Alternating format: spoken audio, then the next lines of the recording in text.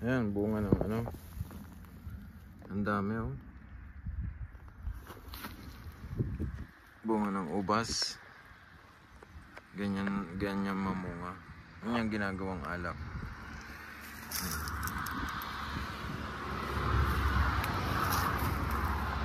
Ayan. Ang dami oh.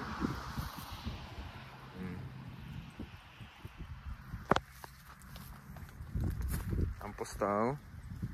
Taas. Ang pang-harvest dito ano, makina din.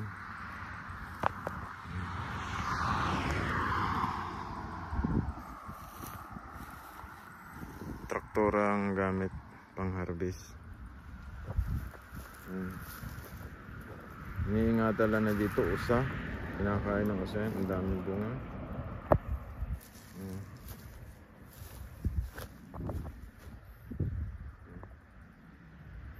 Hilaw pa.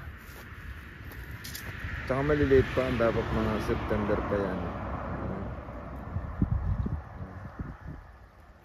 Dami. Bawat ano. Tapos yun oh. Mga hilaw pa. Ang bunga. Ang dami oh.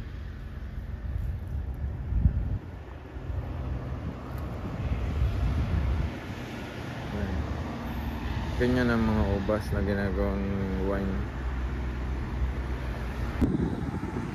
Ayan, napakaganda ng ano, berdeng-berde. Saka, yan po mga anong yan, naman nakikita natin nakalinya ng tuwid na tuwid. Yan po yung mga ubas. Yung mga ano, kaganda ng pagkakaano.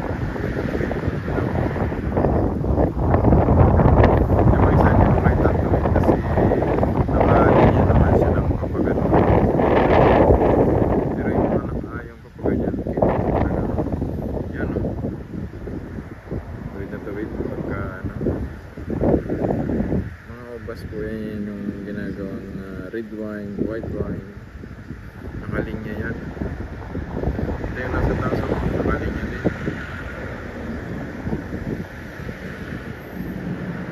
At yun namang mga bilog na ano doon, mapuputi. Mga olive yan. Yan, ito olive ito. Yan ang puno ng olive.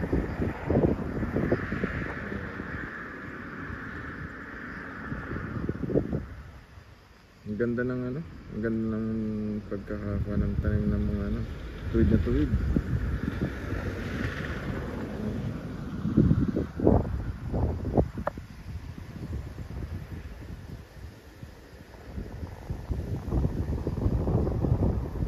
Kakaunti pa yan sa ibang lugar, maluluwang eh. Hindi dito tayo sa malapit lang din lang sa lugar ko.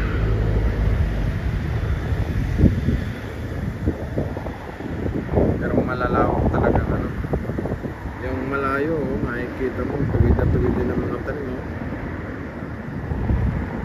Talagang ano yan, may sukat pa yan. At saka yan nakaplano yan, nakalagay yan sa ano, nakalagay yan sa Google. Bawat sulok niyan, ilang linya, naka-record yan sa Google. At naka-record din yan sa munisipyo. Binabayad ng tax yan. Hindi walang ligtas diyan. Kaya ako alam may nagtrabaho din ako dyan sa ubasan. Hindi lang ako tumagal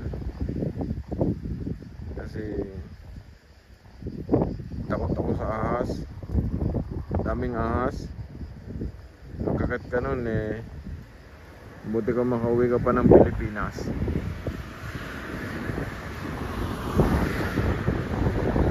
Kaya hindi ako nagdire-diretso ng ano. Kasi yung ahas dito na makamandag na parang kubra sa atin ay maliit lang. Sobrang liit niya.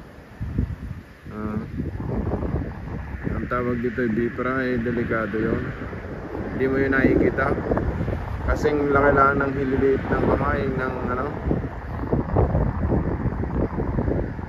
Kaya napakadelikado.